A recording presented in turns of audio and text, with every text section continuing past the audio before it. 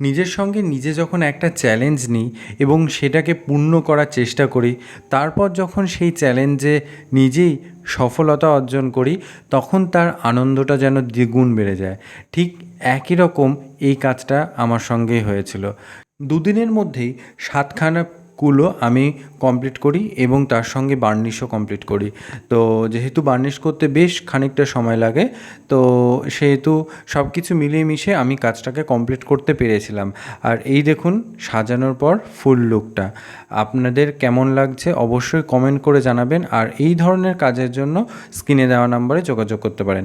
আরেকটা কথা বলে রাখি, এখানে কিন্তু অনেকজনার শিল্পীর কাজ রয়েছে, যেখানে প্রিয়াঙ্কার কাজ রয়েছে, পীযূষদার কাজ রয়েছে। তো তাদের হাতের ছোঁয়াতে এটা আরও বেশি সুন্দর হয়ে গেছিলো।